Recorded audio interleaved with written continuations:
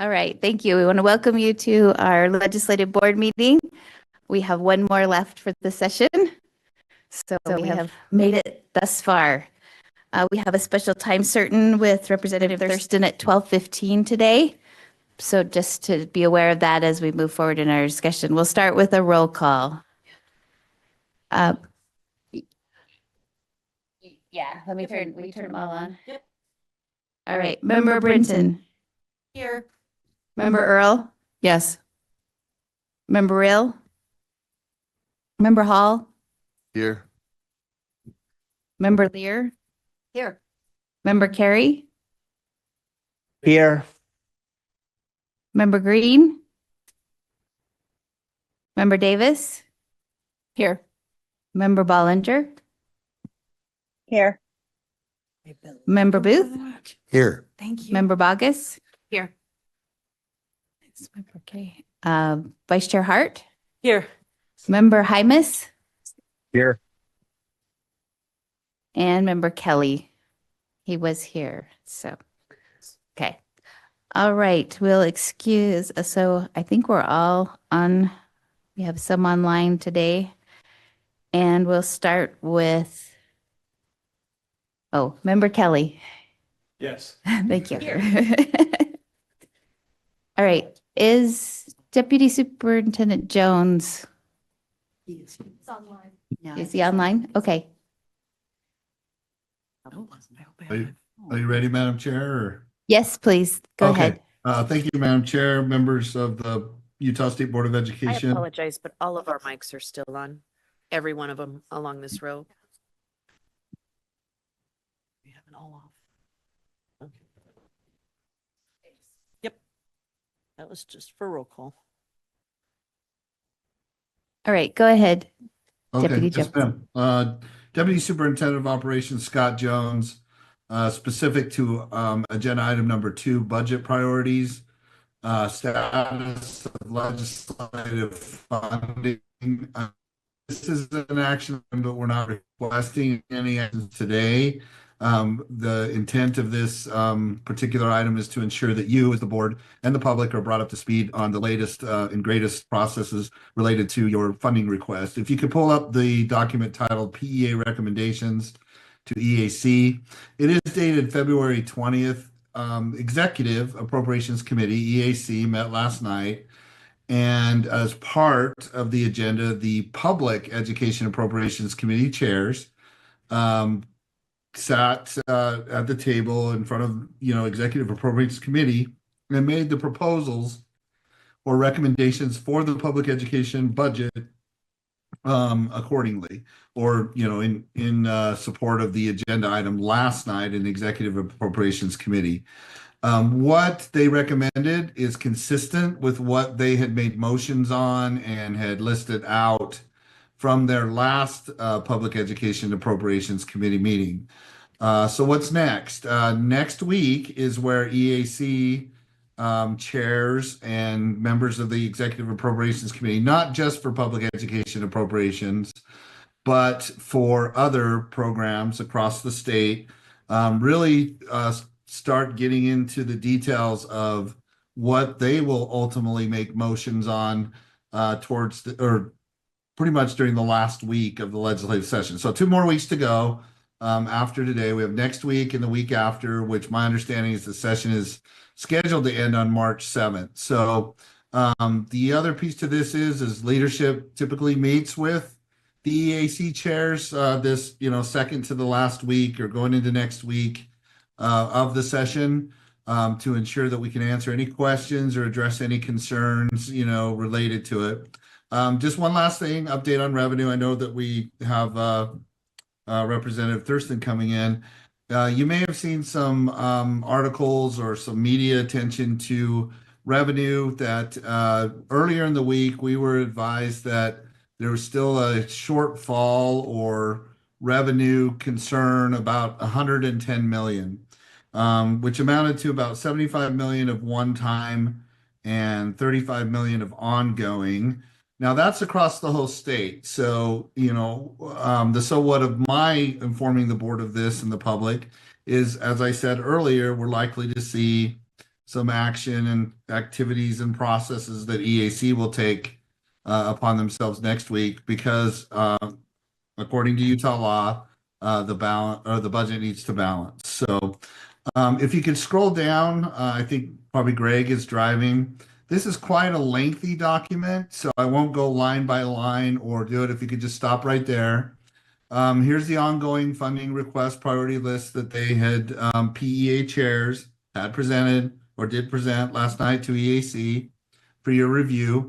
One thing I want to point out on this particular part and within that ongoing funding request priority list is that MSP discretionary WP value increase, that 43 million plus, is basically how much it amounts to for a 1% increase to the value of the WPU. That's what was settled on as the precise or exact amount. Earlier in the process, we had stated a figure of about 45 million. Yes, we were rounding up, but now we're very clear. Everybody's set on what a 1% increase to the value of the WPU would be. So now the 4% increase to the value of the WPU is legally or statutorily mandated, right? What this demonstrates is that they still went along the lines of the 1% on top of the 4% that you had proposed, and that, you know, by way of your process of re-looking at your original request to meet the Budgetary Procedures Act and what you had submitted to the governor's office clear back in October, you revised that. Leadership took it up to public education appropriations. But just to make sure I'm answering questions on, well, how much does it cost for a 1% increase on the WPU? It's not that they're asking for just 1%, because again, the 4% is a mandatory or legally required inflationary adjustment. If you'll scroll down, you can see the one-time funding request priority list for your review that they submitted. And if you'll scroll down again, it continues on the one-time funding request priority list on that page. Scroll down. Here are the ongoing reallocations that have got a lot of attention, and rightfully so. You see the CTE pieces in there, those types, those programs. Scroll down. One-time reallocations, continuing on the next page, if you'll scroll down for your review. And then the ongoing appropriation adjustments, one-time appropriation adjustments for your review, and then intent language. And so I'll just stop right there, Madam Chair. Again, I know this is a lot more pages to this. I would just encourage board members to recommend the board members take the time to review, and myself or our staff are available to answer any questions or concerns you may have about what the Public Education Appropriations chairs presented, which is this, to the AC chairs last night in the last Executive Appropriations Committee meeting. Subject to any questions or concerns, Madam Chair, that concludes my update to the board.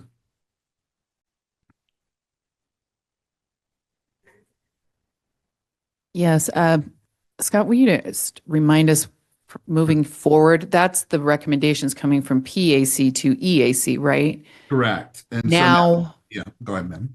Tell me the next week, what can we expect until we meet again?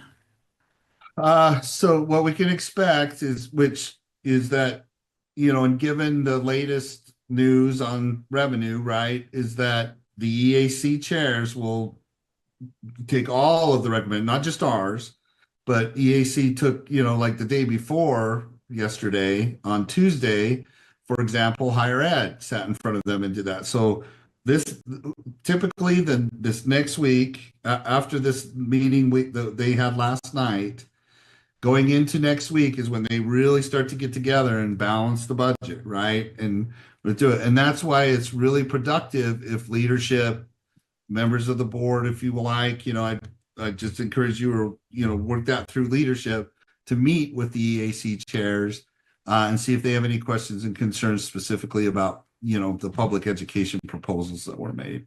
Does that answer her question? Yeah, just one more. So Okay. any of these on here are just proposed recommendations. They could cut, Correct. add whatever before the Right. end of the session, right? Right, then there'll be another EAC meeting, typically in the last week of the session where EAC makes all of their motions.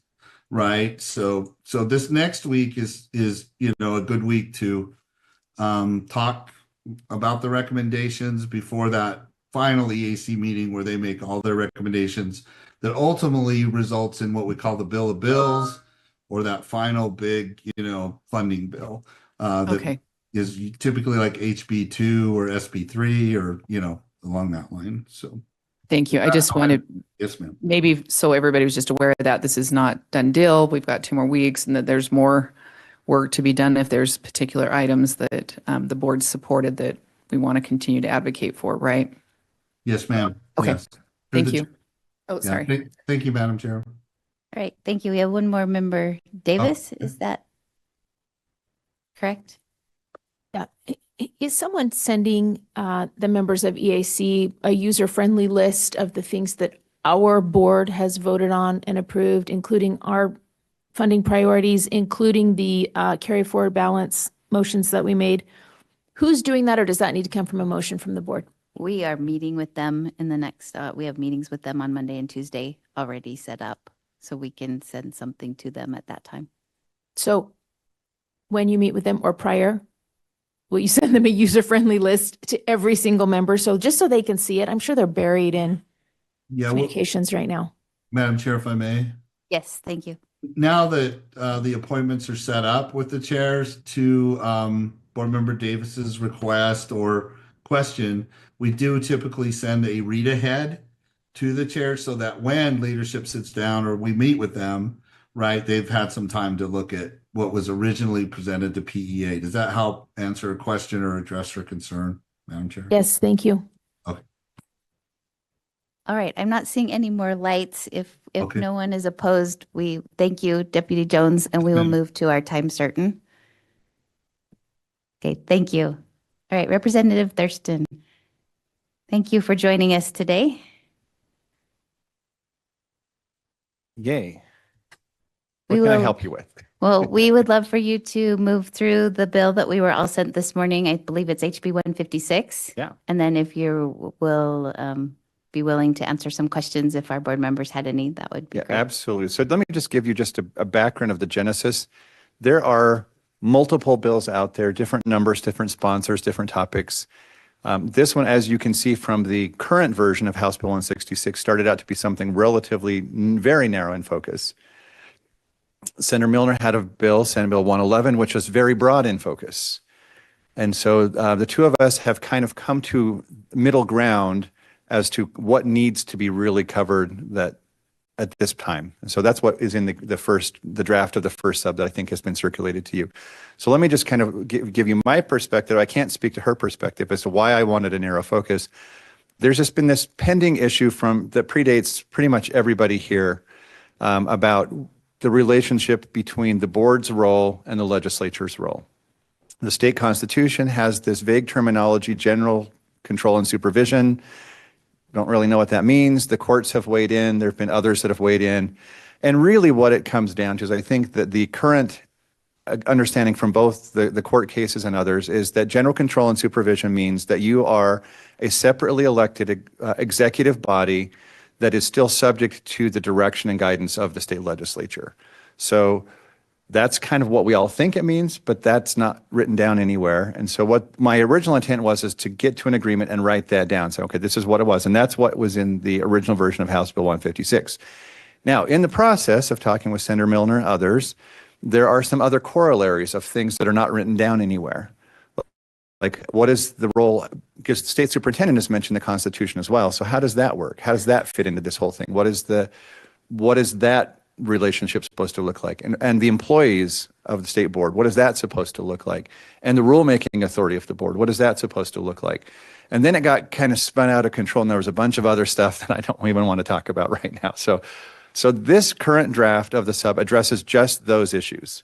It addresses the issues of relationships and responsibilities at a very high level between the legislature, the board, the superintendent, employees of the board and rulemaking authority. And so that's what we've done, is we've just kind of corralled those sheep and put them in a pen and said, okay, let's talk about just these issues. And that's what this version attempts to do. I've talked to a lot of people in a lot of meetings. I will just clue you in. You also understand the political realities up here. This doesn't go anywhere if both the House Education Chair and the Senate Education Chair are on board. And so I have to make them feel that they're comfortable with where we're going. Then I have to get the entire body the entire Education Committees in both House and Senate, and the entire bodies, both House and Senate. And at this point, I'm not even worried about whether the governor's going to sign it, because that's like so far down the road. Just getting those stakeholders on board has been an adventure, if to say the least. So that's where we are. I hope that you all have had time to read through this, so that if you have specific questions about the specific areas, if I need to walk through them, I can, but I'm hoping that everyone's read it and we don't have to just walk through everything line by line.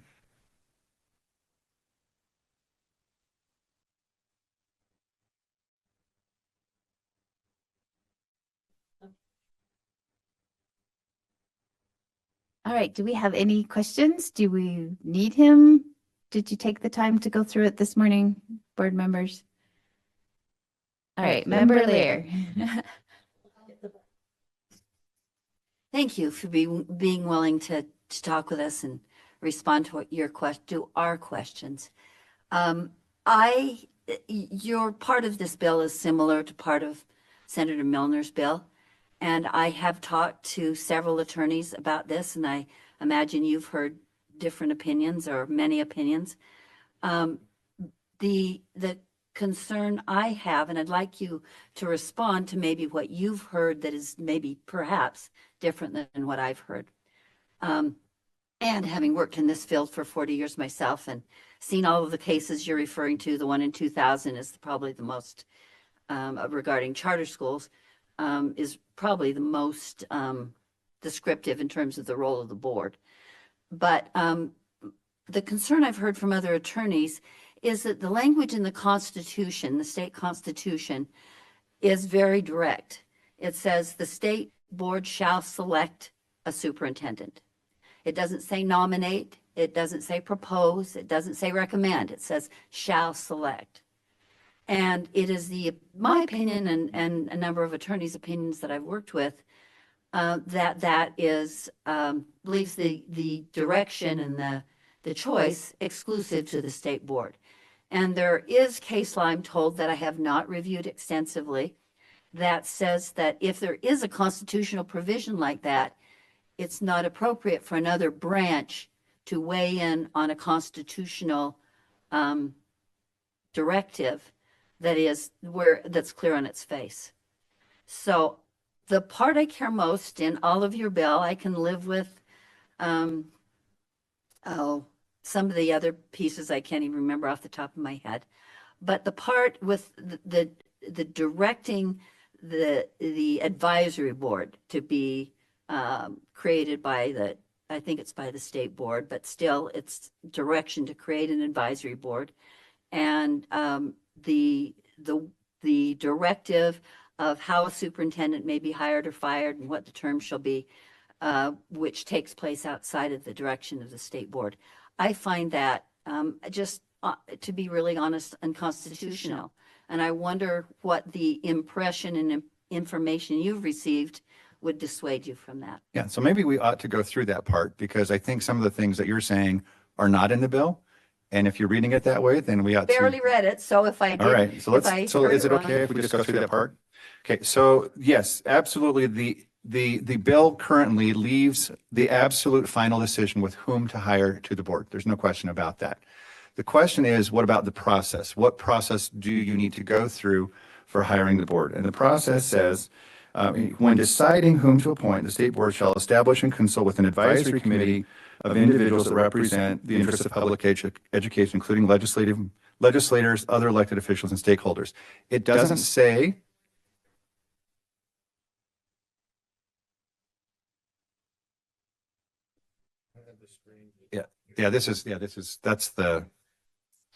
okay. So it doesn't say here that they have any authority to tell you what to do or what not to do. They're simply an advisory committee. So we're telling you in the statute that you ought to be listening to key stakeholders. Now, you can ignore their advice. You can put who you want on that board. You could pack it with your friends. You could do whatever you want. But we think it's important that the state board at least have some input from stakeholders as part of the process. Local school districts do this when hiring superintendents. I think everybody does this. And this is far different than Senate confirmation. So this is just, you have the advisory committee, they give you their opinion, and then you can ignore it. So there's no constitutional question there because you can completely ignore it. Now, the next statement here says then about the contract. Should this be hired as an at-will employer, as a contract employee? I think most of you are aware that all school districts are required to hire their superintendents under a 2-year contract.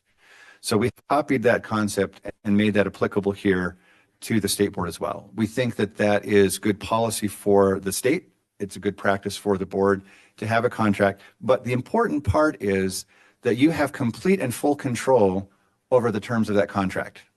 There is nothing here that tells you that you can't have a 1-year probationary period.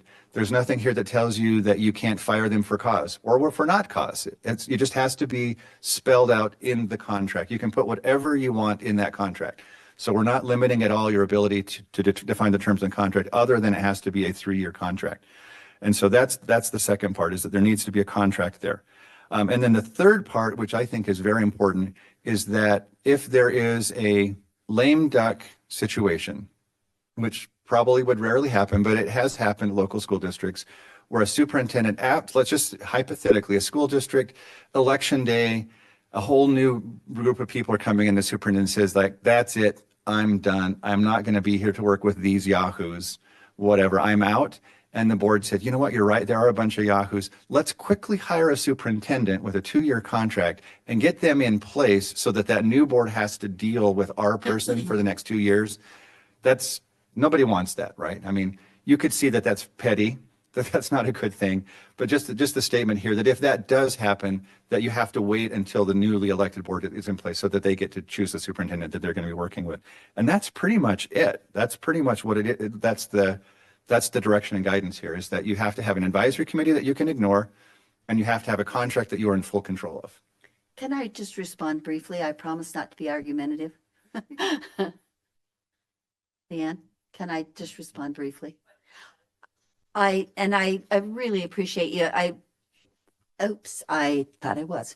I do appreciate you explaining your perspective on that, and I would perhaps agree with you, except for 2 immediate thoughts I have. One, it says, when you say the contract is the board's, but it says the state board may not enter into an employment contract that contains an automatic renewal provision. So it does direct the board about contract provisions with the superintendent. Yeah, that one provision, and I think that's a provision that just says it's a 3-year contract. It's not a 6-year contract or a 9-year contract. It just makes sure that is a true 3-year contract. And secondly, the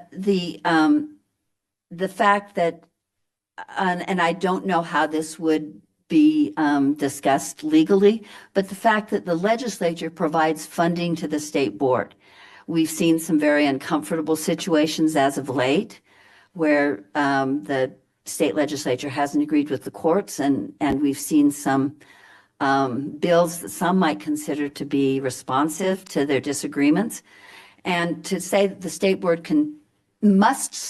shall select, again, assuming that the state board doesn't do that. In every superintendent search I've been involved with, and it's probably upwards of 10 and plus, there's been an absolute broad survey that conducts and asks our stakeholders what they would prefer in a superintendent.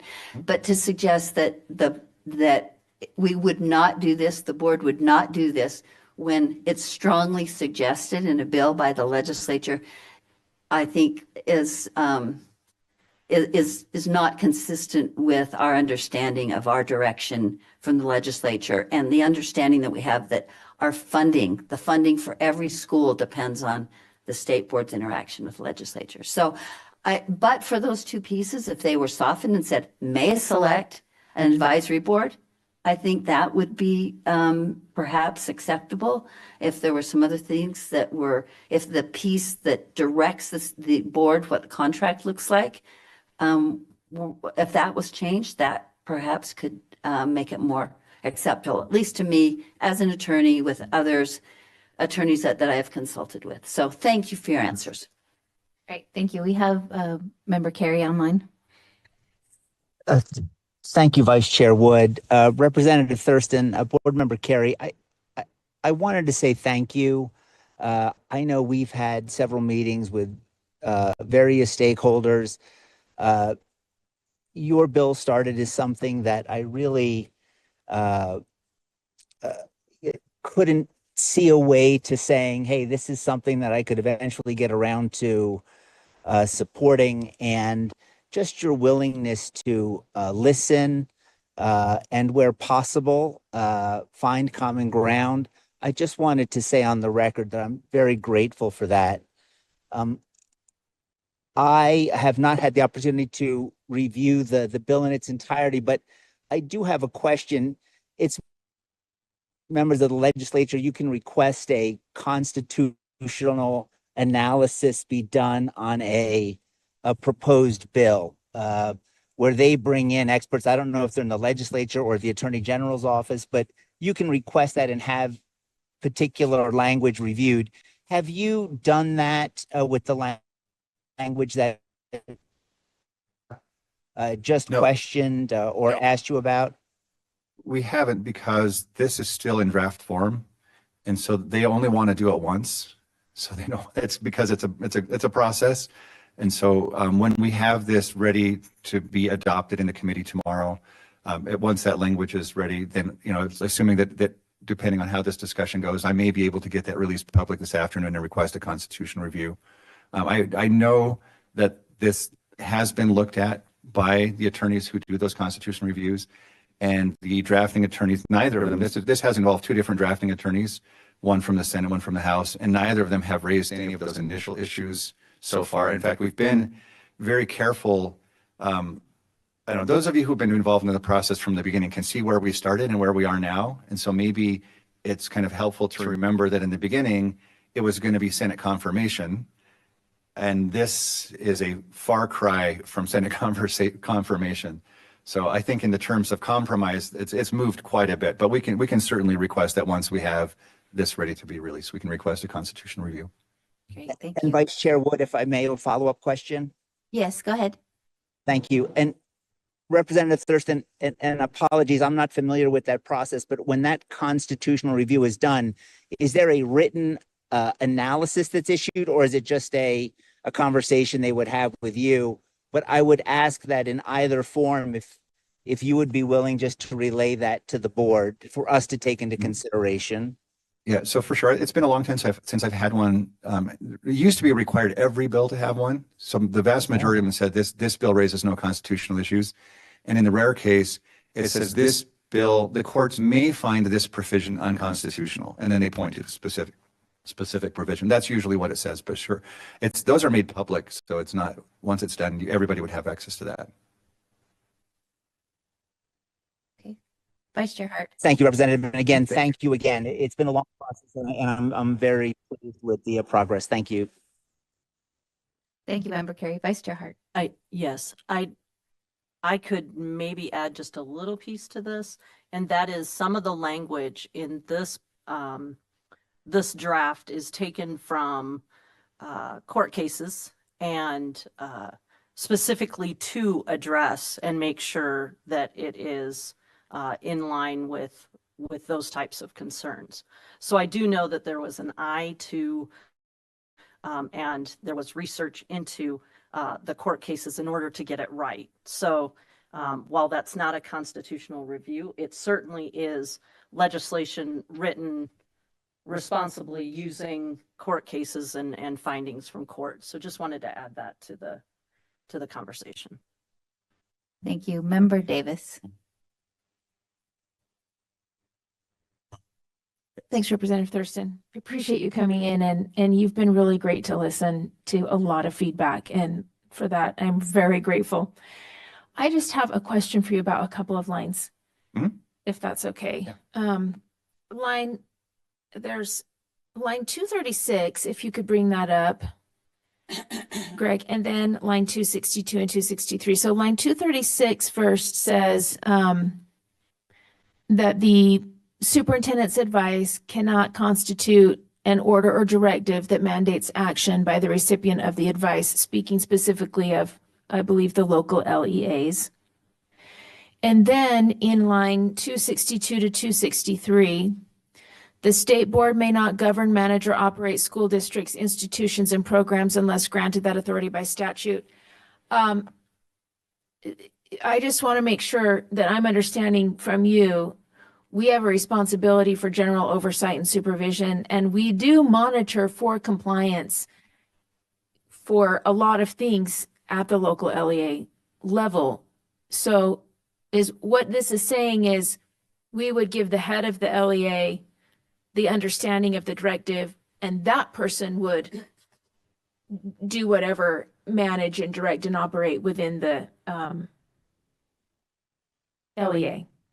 So not quite. So if you look at 231, the state superintendent shall communicate with superintendents, LEAs, governing boards, and other school officials to enforce compliance with state board rules, policies, and directives. That is binding. So the line that you were referring to on line 236 is not, that is only from the advice. So we want the superintendents to give advice that is non-binding, but we also, in part on line 231, to actually give binding communications that say you are in violation of, Make it clear. to make it clear. And how do you see that is not in conflict at all with 262 and 263? No, because 260, Because that's just what happens after they've been given right. what they So- need to do to be in compliance, then they figure it out on there and how that's going to happen. Right, and that's why the compliance stuff we've taken out of this, the specifics of that. And so 262 is the current statute that the state board may not govern, manage, or operate school districts, institution programs unless granted authority by the state. So, and you have the authority. So you have the authority in certain cases to take over a school district, right? So you can do that under certain circumstances, or you can do things like take back money or enforce compliance. So the first part that you referenced has to do with communications from the superintendent. There are three. There's advice that's just general advice. There's responding to a request for information. So a superintendent calls the state superintendent and say, hey, how should I think about this? Or we've got a problem with vaping in our elementary schools. What should I do? That advice is advice, and that's an only advice. And then part three is they can communicate on issues of compliance with authority and say, you are in non-compliance, and therefore the following provisions of law will start applying to you. We're going to withhold your funding. We're going to, whatever it is we're going to do, whatever the board's going to do, superintendent communicate. And I think that then down on line 262, that of course has to be confined within your authority under the statute, that you can't just decide on your own to take action against a district that's not authorized in statute. Does that help? Yes, and then I think you changed some wording. I just want to make sure I understand it. It looks like people can make a complaint. If they have a complaint of a violation in a local LEA, they can make it to us. But you took out the part about that the board has to deal with it in a meeting. Am I understanding We that took right? out everything related to complaints is gone. That will be in another bill somewhere or no bill anywhere. I have no Okay. knowledge of where that may or may not show up. If it does, will you put in that the LEA needs to have an appeal process in place first? Because it's silly if someone doesn't like a decision, they make it a school, they bypass a local board and come and make a complaint to the state board. That there should be a Yeah. process. I will First, just, I'll just direct you to other bills with other sponsors, because Yes. that's not going to be me. I'm not dealing with The that. very last little point, Sharon, and I'll be really quick, is there's one number above, and I don't think I wrote down what it was, but it says that the board has general oversight and supervision. And we talked about, and I appreciate, the words in accordance with state statute, but the line right underneath it says, unless the state board may not, oh, no. It's up earlier, Greg. It's up at the top. It's like line 48-ish, Yeah, general oversight and supervision. And this is the last one. so way at the top. 48, yeah. They're right there. Yeah, so is this where it is? general override does not include except as provided in statute exercising. That's the Not same that that we just one. talked about, which is that, yeah. Oh, it's line 45I. So triple I, in accordance with the laws and legislature, Mhm. makes complete sense to me. I don't understand line 45 as the legislature designates the components of the public education system. That seems to me going beyond making board rules in accordance with law. Could you help us? Sure. So this Understand goes that. back to those early court cases. So the question was, are charter schools under your purview or not? Right? So that just simply put, does the general control and supervision of the public education system include charter schools? Public education system, and who decides? And the answer is, who decides is the legislature. That's what the courts ended up saying, is like, it's the legislature's call to define the box, which is the public education system. It's helpful. Thank you. You've been great to work with, by the way. Really appreciate it. Thank you. All right, do we have any further questions on the matter? Is there anyone online? Okay, I'm not seeing any other questions. Is there anything else you'd like to leave us with? Well, I will just tell you, this has been an adventure. But it's been great to be able to listen to so many different voices from so many different points of view. And I will assure you that there is no version of this bill that can make everybody happy. But if it can be a bill that everybody, or at least almost everybody, can live with and thinks we're moving in the right direction, I would be really happy with that. So that's where we are. I really tried my best to strip out all of the controversial stuff, the Senate's role in all of this, the compliance stuff, the standard stuff, and just leave that for someone else on another day, and just try to get get job one taken care of. And that's where I think we are with this bill. Well, we appreciate you working with us and your time to be here with us today. No problem. Thank you. Thank you. With the other mic. Yes, so I just wanted to remind our members that part of the reason that we keep having to return to this issue is because of audits and other things that claim we have not provided clarity in the roles of the legislature and the roles of our state board. So if anybody's out there wondering why are we even doing this, it's because of those that series of audits. Specifically, there was an audit in 2020 called Education Governance. And they said specifically that the legislature and the state board needed to work on having clearer roles. And ever since then, we've been trying to come to some sort of understanding. So if you want some fun reading on it, it was a multi-part audit series, and the first one was in 2020 called Education Governance. Thank you. All right, looks like we will move on to our review of legislation Wait, really? with Deputy Superintendent of Policy. Chelsea. Jerseys. Yeah, and I was really surprised. Member Carey? Did you have something to add? No, thank you.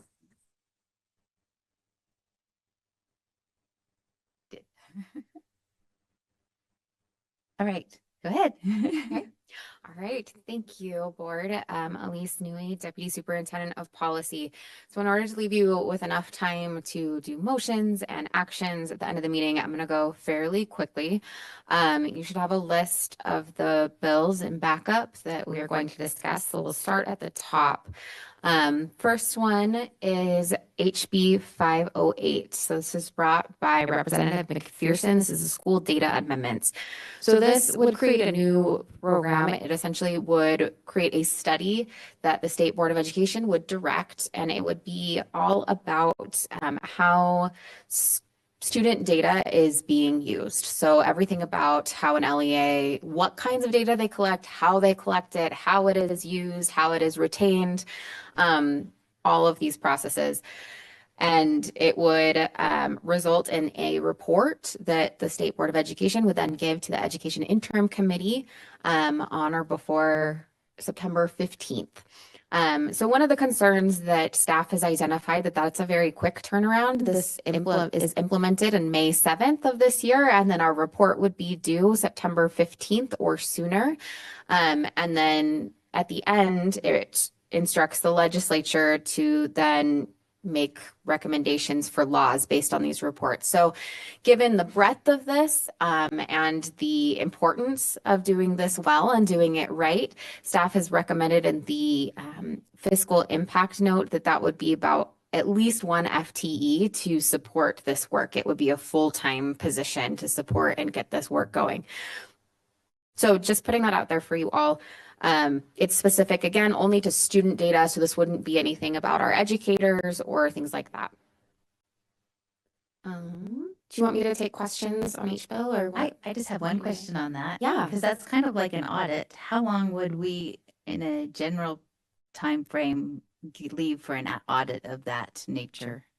I don't know. That is a good question for Debbie Davis. I do know that Katie Chow has estimated that 18 months total would be good. Her team kind of went through all of the different elements that were required and what that would take, and they estimated at least 18 months. Okay. Member Bogus? Thank you. Am I on? Mhm. Oh, I can't hear myself. I'm just wondering, one FTE? Because this is It's big. this is a heavy lift. If you read this bill, I cannot imagine that all of these data points sits with a single FTE. No, so that was the estimate. I can pull up, where's our note? Okay. So the data team went through all of the different things. Like I said, their estimation was, let's see, $100,000 for a 6-month full-time contractor or a USBE full-time FTE. They went through each one in about 40 hours for this section, 40 hours for this section, 60 hours for the methods used by LEAs. So it's a lot of time that they've outlined that it would require. Well, I understand that, But- I'm just wondering if it's enough time. It looks to me like this is a much heavier lift than we've made it out to be. I would say that this is a conservative estimate on the part of the data team. Okay, thank you. I'll say that Thank much. you. All right, you can move on. Okay. All right, the next one is HB 497 from Representative Katie Hall, Public Education Compliance.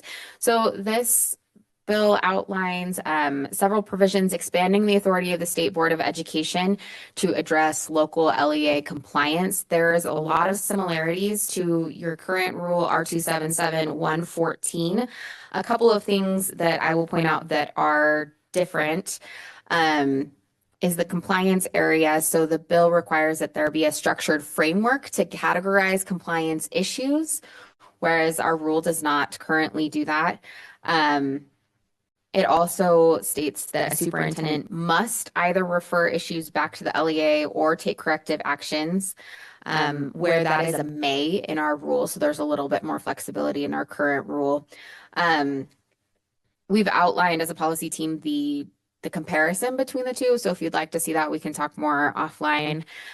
This would have a very small fiscal note as far as we can tell. The second part of the bill also includes some direction to UPAC on how they handle cases. So one of the things that it does is requires the State Board of Education to write rules that would allow UPAC to prioritize particularly egregious cases so that they could rise to the top of the line, I guess, for the UPAC cases.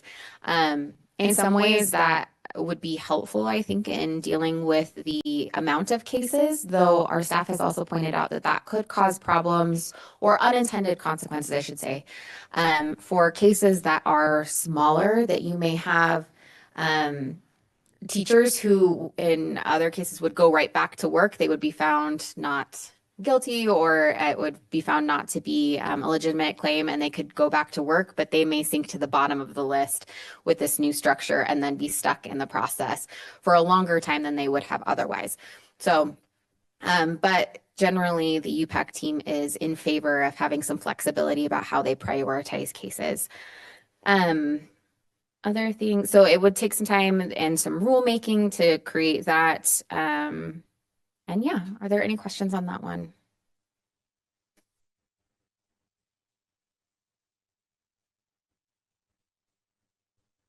Member Lear. And I looked at this early on, but haven't looked at it recently. But the part that concerns me is the line 205 and 20, lines 205 and 206, including a system. And I know we could do this as a product of rules, which makes me feel better. Which means that the board would essentially create the procedures to prioritize, which makes me feel better. But I guess what my concern comes down to is what you were saying at the end, that I feel like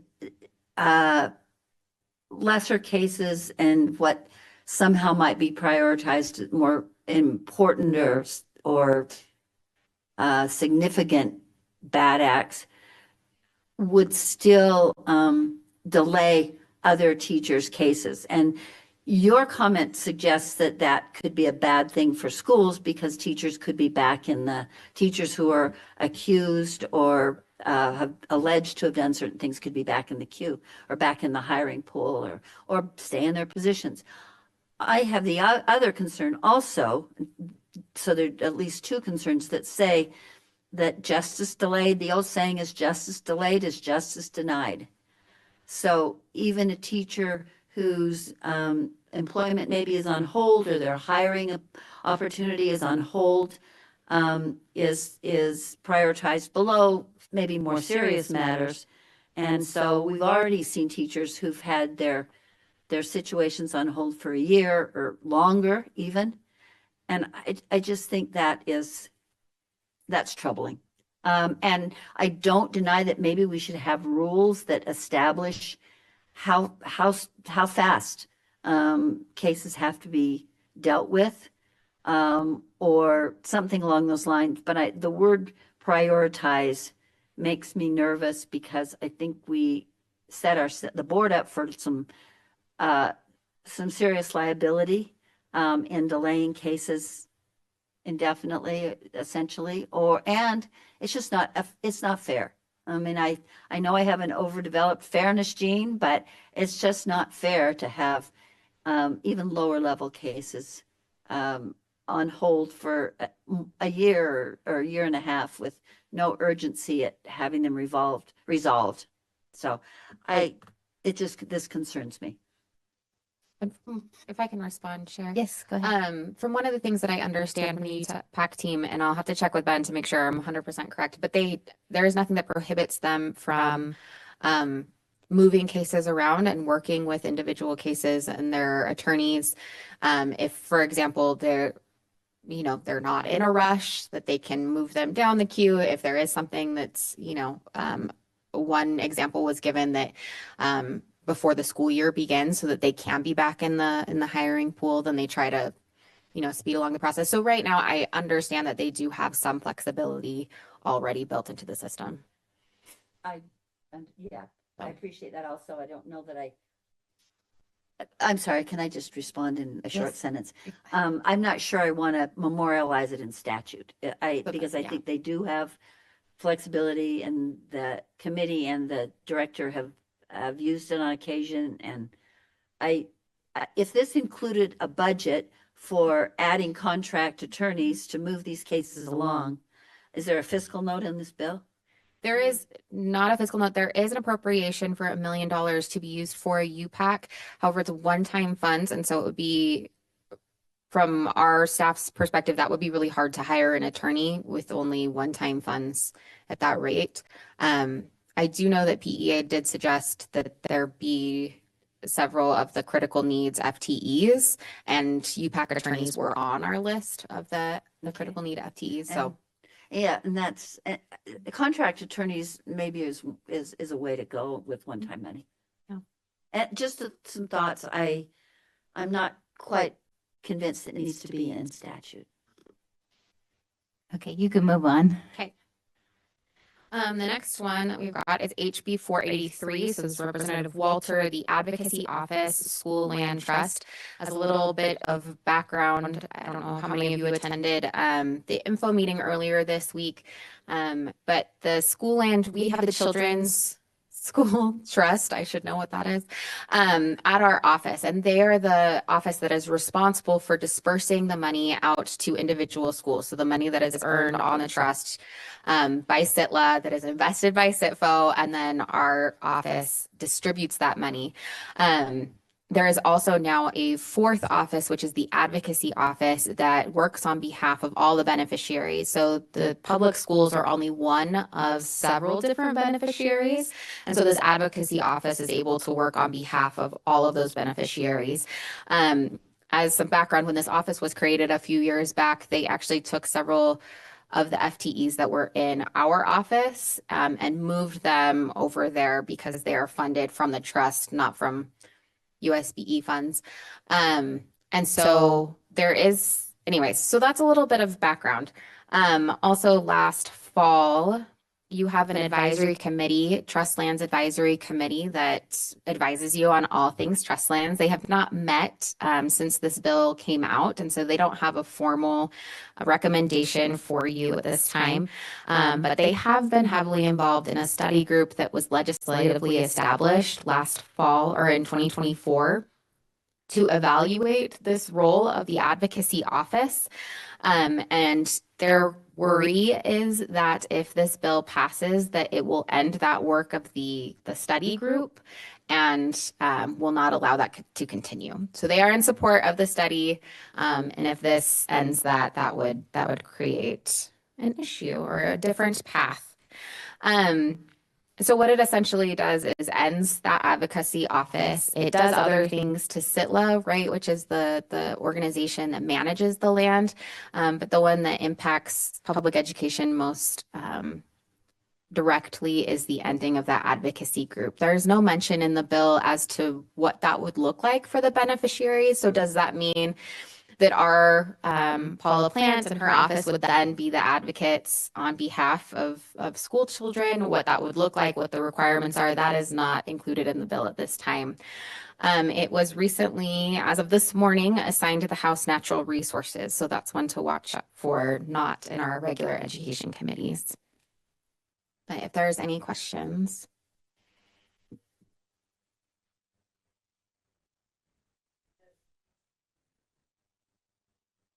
Is it on? I'm just trying to seek some clarity. So instead of having the Land Trust Protection Advocacy Office, each of these entities would have an individual representative that would be a part of the primary beneficiary advisory, right? So they would then take kind of the role of the other. Okay. Yeah. Yes. That's the short answer. Okay. And the organization itself has not weighed in on this because they have not met. So Right. the Trust Lands Advisory Group, what is their name? Okay. The the advocacy group has opposed it. They are separate from USBE. Your advisory council on behalf of the Trust Lands has not weighed in on it, if that makes sense. Okay. Officially. And there's a little, I mean, correct me if I'm wrong. I'm just trying to think through this.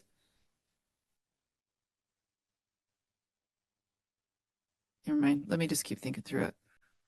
I can pass on, Paula Plant did send me the documentation that the advocacy group is passing out, their talking points. Again, that's not from our office or from TLAC or from Paula, but it is helpful for understanding the context, and I can send that to you if you'd like. Can I ask just one more question? Yes, go ahead. So the individuals that are there currently for the common schools, School of the Deaf and Blind, schools for the deaf, that's what's currently, right? Am I reading that correctly, or is it broader than that? In the bill itself? No, the Land Trust Protection Advocacy Office. So there is several beneficiaries. Public schools are by far the Oh, most. they're just acting on behalf of, okay. Yeah. of all of them. So those individuals, I guess is where it's going, those individuals would have certain qualifications versus just being appointed from those organizations. That's the idea, I believe, with this bill. Okay. Okay, There's currently 11 trusts. We are over 2 of them. yeah. So as I talked to Paula Plant and I talked to Joel Coleman with the USDB, both of them were concerned about then having to take on the role of advocacy. Also, there was concern right now because as they represent us, sometimes in the land as they move through things, there's a dual, like it might impact. Sorry. Yes. Thank you, Chair. From what I understand from Representative Walter, he had questions about why there's a secondary board overseeing the initial board. And so he's looking to sunset that secondary board. That's the Land Trust Advisory. Is that? I'm not sure what you mean by a SIC. So right now you have SITFO, which is over the finances, which is over the investments. You have SITLA, which is over the land. So they take care of how the land is used, sold. And then there's the advocacy, which is solely for the beneficiaries. Oh, okay. And so he's actually taking away the beneficiaries' representation, Gotcha. which is the children or the mine or the enrichment funds or you look at it. One other one that impacts us is also the teaching colleges are there. Okay. So those beneficiaries are being represented in all exchanges, anything that's happening. It's like, is this the best for the trust? Okay. And he's trying to eliminate that office. Gotcha. Okay. And there was a concern that he raised when I talked to him about this bill too, that most organizations have to file an annual report, but that nobody in SITLA can account for how much money, like what the fund is actually worth. Is that correct? That was a question that he's posing with this, that nobody could pinpoint what the actual fund was worth. I've been told the fund is worth 3.7 billion right now, and there's graphs that show the growth that it's had over time. So Okay. Okay, thank you. remember, Larry? Oh, sorry. Yeah, I guess I'm just asking the question. I don't know for sure. Maybe there's some fluidity, right? Fluidity or whatever. But the distributions are based on percents earned, right? The interest. So there would have to be some idea of what is coming in order to distribute an amount that's an interest level, right? So, okay. Yeah, and I don't know, can you speak to the last part with the land? This is my biggest concern of this bill, is that it dictates right at the very end of the bill, it dictates how land shall be dealt with. And one of the lines it talks about that if they've had the lease for at least 25 years, it shall be put up for auction or put up for sale. Well, if every land eventually gets to 25 years, will we have any land left? So I'm concerned about that line. Do you want me to talk to it? Yeah, if you have any. I don't know a ton about the SITLA section. I do know, so I used to work in the land trust section and we would go to, so there are 3 entities again. There's SITLA, which manages the land itself and the contracts and the selling of the land. SITFO then invests that money, and that's where that $3.5 billion sits, is in the invested.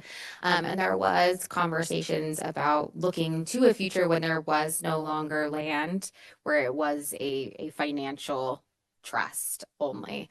That's not to say that's good or bad. I just do know that they've had those conversations. So that's a good question to go to SITLA with, I think. All right. Madam Chair. Yes. Hi, it's Scott. Maybe I could offer a little more perspective on this particular portion of the bill. So Yes, please. there are particular instances or cases where there has been a long time lessor, right? Someone who has leased that portion of the land for more than 25 years. So then it becomes I really believe that this language was intended for those circumstances where you've had somebody who's leased it for longer than 25 years to just go ahead and buy it, right? I think that's what the the intent around this particular segment of the bill is. Does that help, or does that confuse it even more? No, that is helpful because it's looking at specific to the owner of the lease or permit. So then, right, there's still the capability on the terms of the sale where, depending on maybe the lesser is a gas exploration piece or something, right? So that might help there. So where we could still see proceeds or gains. Great. Anything else to offer there? I know. Thank you, ma'am. Thank you. All right. I'm not seeing any lights on that, so I guess we'll move on. Thank you. Okay. And Chair, would you like to end now or just time check? Let's go to 110. So 5 more 110. minutes. Oh, the time of 110, not HB 110. Sorry. I was like, that's a new one. Okay. The next one on our list is SB 267. So this is from Senator Johnson. This is the charter school authorizer bill. Currently, so this does a few different things to authorizers and charters specifically. One of the ones that we've been talking about in our office is that currently authorizers may charge fees to the charter schools that they authorize. The state charter board currently gets a portion of money to the administration side of authorizing charters, but they can by law also charge fees. They have chosen not to. So this is just the state school charter board that I'm speaking about right now. I do not know for sure about the other charters that are chartered maybe by an LEA or by a college. This bill would require all authorizers to charge a fee. And so it outlines exactly how much they could charge, kind of giving them a range for what that would be, what that would look like, how long they can sit on that money if there's over 105% of their I can't remember, it's 105% of something. Oh, okay. They have to make sure that they cannot retain revenues that exceed 105% of the prior year's revenue retained from charged fees. If they do, then they have to put that back into the state funds. It also, I was trying to think what else is in there. A few other things. We have talked to our staff at the state charter school board. Their board has not come out in position with a position for this bill. We have also identified, some of our fiscal analysts have identified some issues with the funding. It would create some equity issues between small charters and large charters, that it would be much more of the operating cost of a small charter than it would a large charter.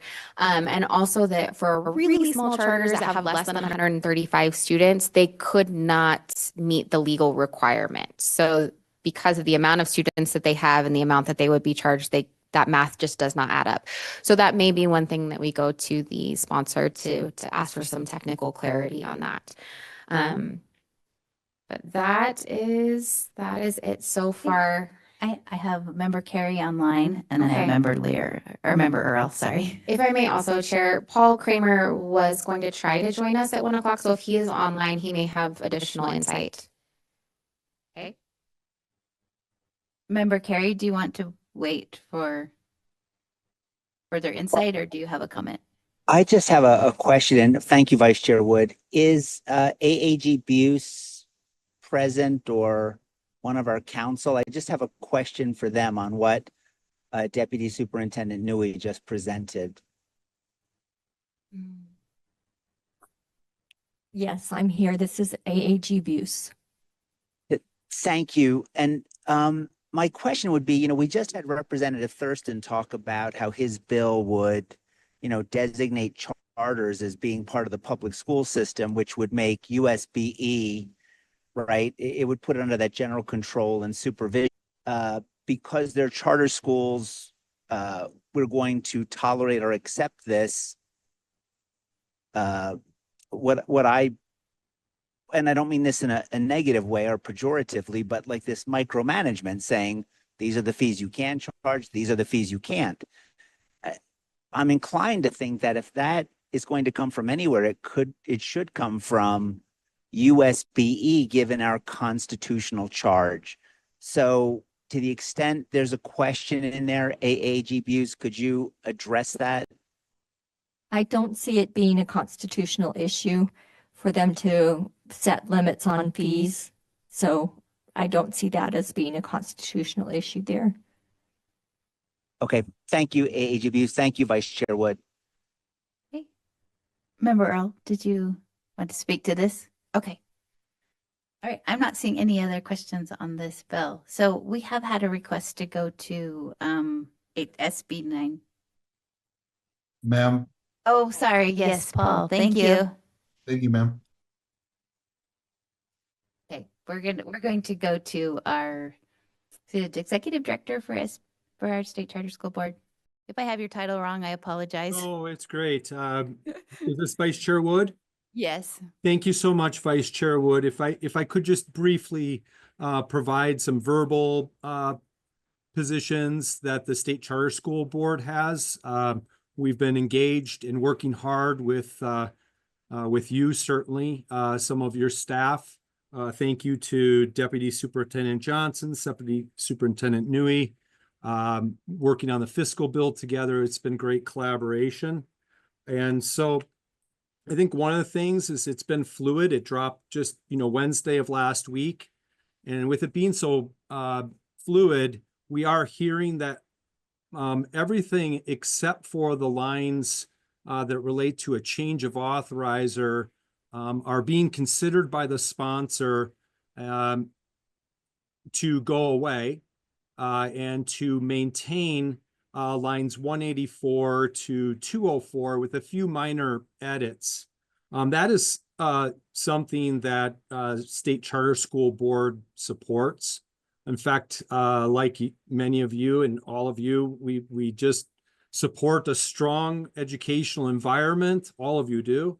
A strong, in our case, the work we do, the space we have, charter school environment, and that includes a strong authorizing environment. And so we welcome, if there be additional authorizers or if there be some statute that kind of clarifies around authorization. Again, that's something that we're supportive of. So we're hopeful at this time, with it being so fluid, that it would condense to just the addition of 184 to 204 with a few minor edits, and that the rest of the bill be considered to go away in the I think it's not even amendments, and I think in this case it would be a substitute. So that's what we're watching really closely right now and monitoring and engaged on. The stuff that's not in 184 to 204 up above is a little fast to not have stakeholder input. We didn't have an opportunity to input. LEAs didn't have an opportunity to input. We don't think the U.S., that you have had an opportunity to input, the finance authority, a lot of key stakeholders to input. And so that is something that we'd be optimistic that we could work on in an interim with the sponsor and really support anything that really creates a stronger charter school environment and a stronger authorizing environment. And I can't say how much we appreciate just coordinating and talking with you and the opportunity to talk today. I know you have a very busy schedule, so I don't want to take, much more time. I'm just going to make two more points maybe, and then if there are questions, because we are pretty engaged on this one. One or two more quick points is just that the current version of this bill, though, as you read it, yes, the current version needs, in our view, a lot of support and work before it could become a law. And so there's a lot there. There is a lot there. And almost done.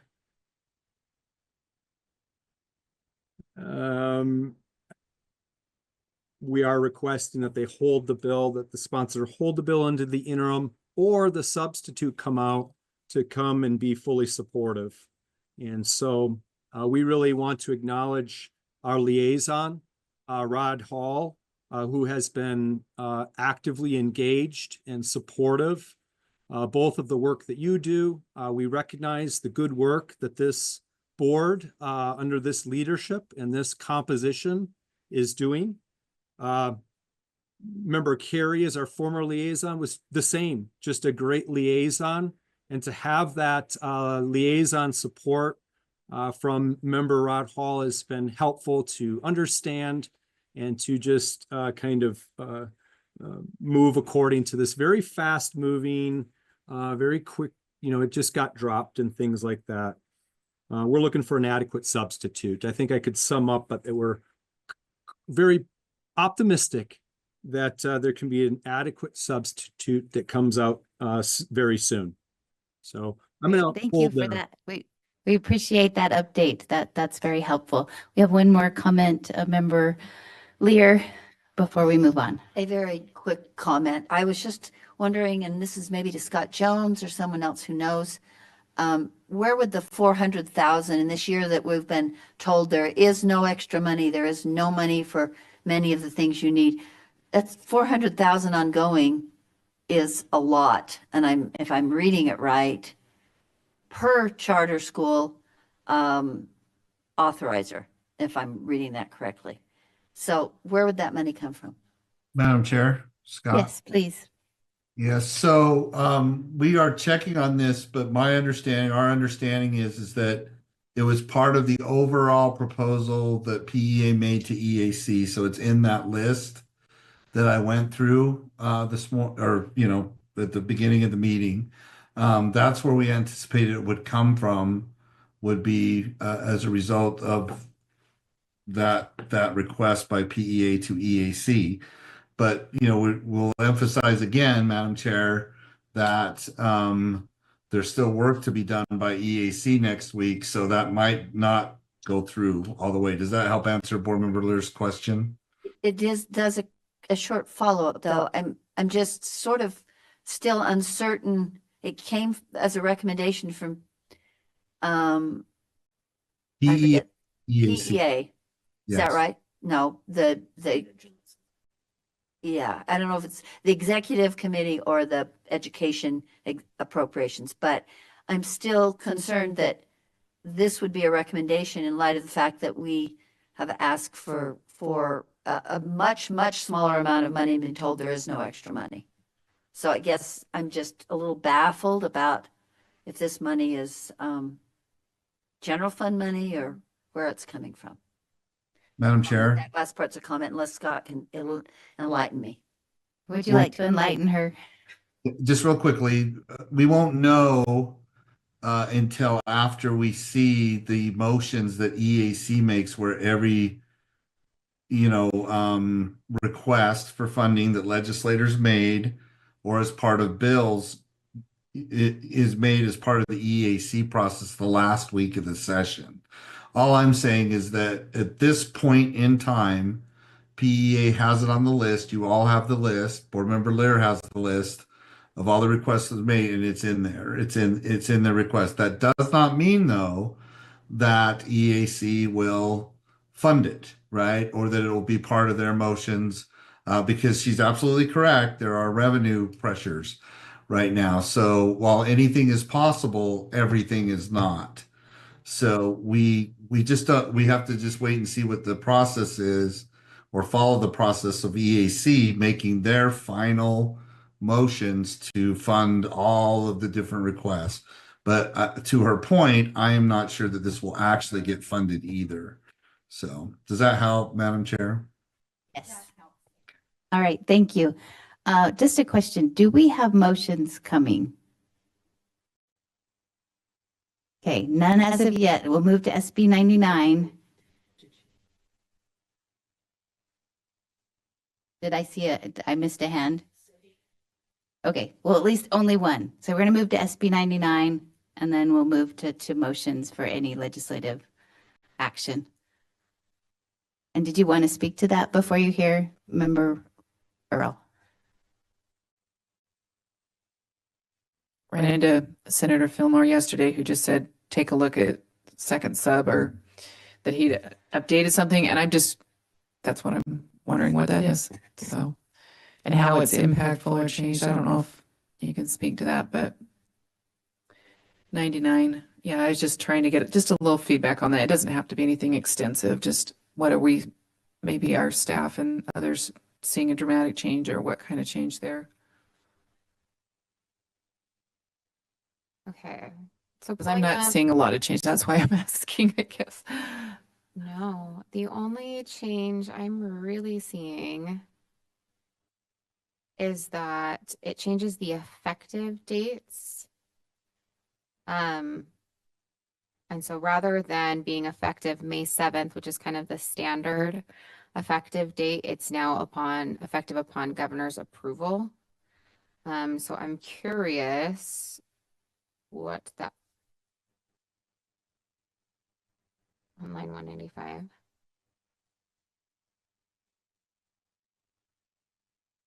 So all that cut. All right, we're doing this in real time. So are you on sub 2? Okay.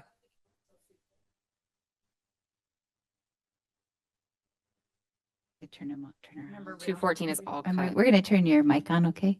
You can go to the comparison. On the comparison from sub 1 to sub 2, it has lines 195 through 213 taken out. And I'm trying to remember what. So this, yeah, compare sub 1 to sub 2. Yep, that's perfect. So go down to lines 195. So it looks like this is removing all of the data pieces. Right, that was what I saw too. So it removes that the state board shall consult with the center, contract with a third party to house a web-based access portal. The state board no longer reports the results of the chosen model. But it still leaves a all. So what's below 214? So then so the state board shall collaborate regarding all. That's it. Chair, Am I reading it wrong? Madam Chair, does that, to me, this would read that it would impact the work we've been doing on approving the school of the future then. If I may not be. Okay. So Katie Chalice just chimed in and said that the comparison document has an error. So let's not look at that one. Thank you, Katie Maybe Chalice, they need for to be saving the better day. about what they post on the internet. Okay. Yeah, so I guess it is all still there.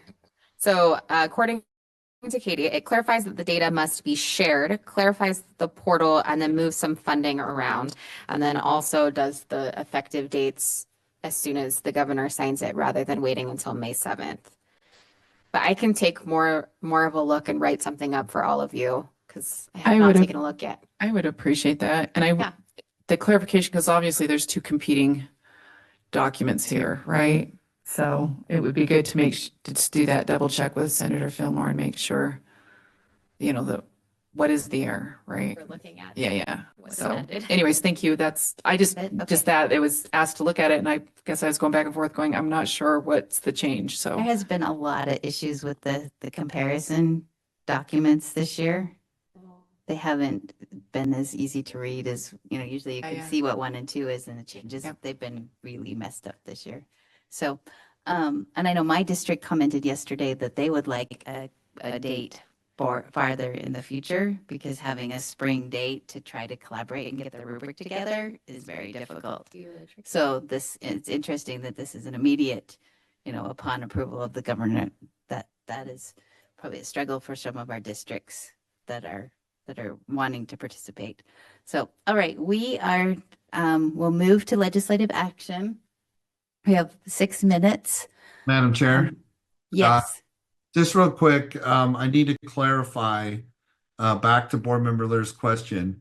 The 4 million comes from what's called a dedicated credit. The legislature has to appropriate that money, but the 4 million would come from charges to the charter schools to get to that 4 million. It wouldn't be new state money. So I apologize for that. Does that make sense now? The money would come from if the bill goes through and the legislature makes the appropriation that PEA recommended they do, it's categorized as what's called a dedicated credit or a charge to the charter schools, a particular amount to get to that 4 million. Does that clarify it better or further, ma'am? Does that help you? Okay, thank Yeah. you very much. Sorry. All right.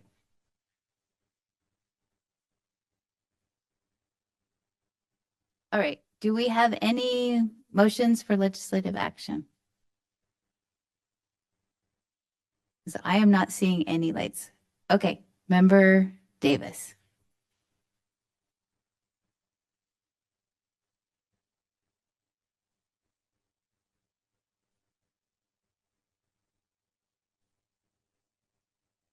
In writing, but I'm just kidding.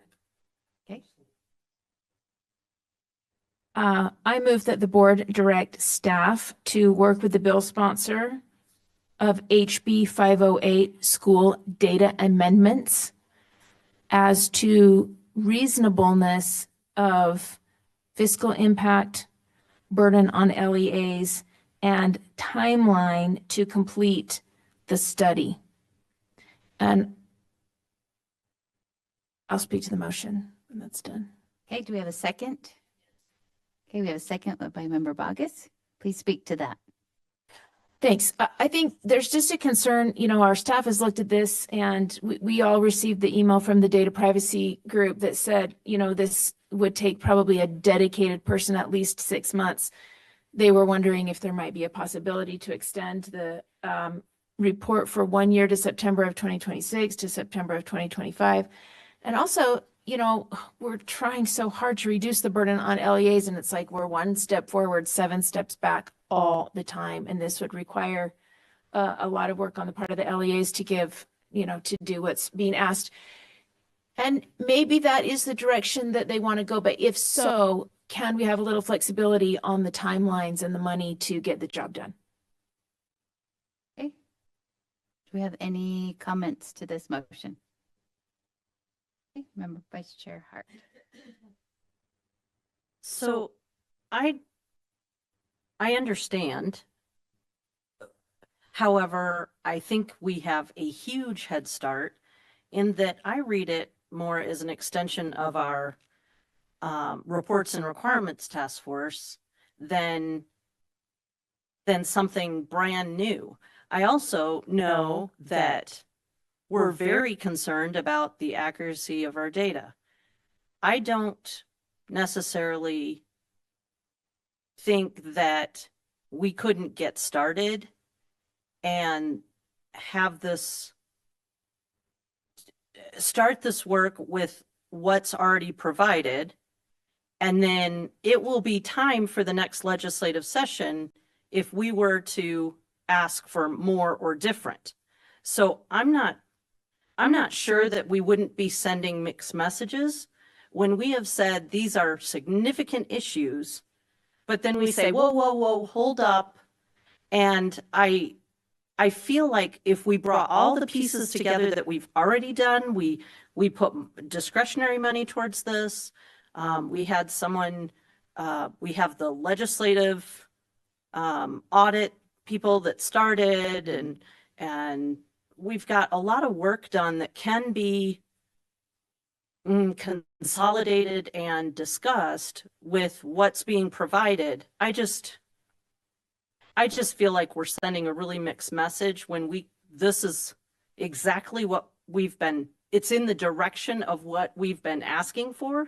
And so to say, hold up, wait just a minute, I'm just not sure we're not sending a really mixed message. I do think that it will take more time and probably more money, but I do also believe that a large part of this is just bringing legislature into the conversation of our reports and requirements task force, which is well underway and very established. So understand what we're trying to do here. I think we could get started and really get some quality work done without having to say this right off the out of the gate, so to speak. Can I speak directly to the complainant? I'm not complaining. I'm just kidding. Through the chair. I'm just kidding. I'm a pretend lawyer too. Chair and vice chair, I am wondering if there might be a comfort level of asking what the flexibility could be considered for a 4-month potential language change in the bill instead of a year, but just so that we could get to the actual legislative session if we do run into problems. And we're like, dang, that has to be done in September. We don't have any money. It's taking so much time that we can't get there. I mean, I think I hear what you're saying, and I think this is part of with the 20 million request. It's kind of, they want to know, which is fair on their part too. But I just wonder if we could tweak it a little bit so it is reasonable too for our staff and our folks. And I hear that. That would definitely make it more comfortable. We've got some real momentum. I get that with too. Legislators, and I want to work with them, not against. If the board feels that's friendly, Chair, I'll make that change. Just to an extension to get us to the legislative session in case we run into a word problem. what you would like the change to be, so you can make sure that there's no objection? Fiscal impact, burden on LEAs, and timeline. Well, timeline to complete the study based just on what we just said. We can just say based on what we said, which is getting us to the legislative session. So we can make a change if needed.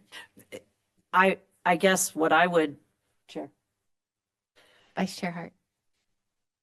if Deputy Newey understands what that exchange just meant, because really the wording doesn't need to change. Just the messaging needs to be expansive to what we're what we're communicating to the bill sponsor. Does that make sense? Deputy Newey.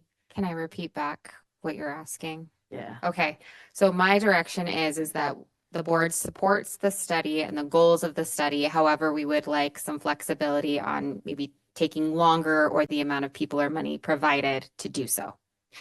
Does that sound fine? Yeah. Okay. That sounds appropriate. fine. And That is how I will do it. And Director Chalice could answer questions too, because the data team was looking at the costs and the time and such. All right, I'm not seeing any more lights. Let's move to a vote. Okay. Did you? Oh, okay. All right, Member Bogus.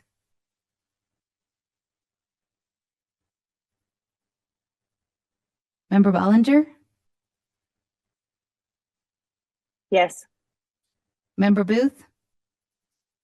Member Brinton? Member Davis? Yes. Member Earl? Member Green? Yes. Member Hall? Vice Chair Hart? Yes.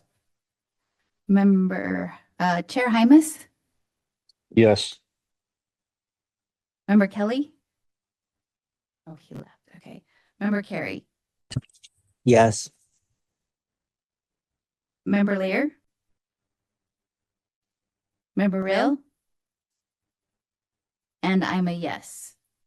So we have 14 votes and 2 noes. So 12 to 2. The 2 noes are Bogus and Brinton. Kelly absent. All right. I am seeing multiple lights. Remember, Brinton, no? Motion to adjourn. Second, okay. Non-debatable. All in favor? Aye. Aye. Okay. Thank you. Aye.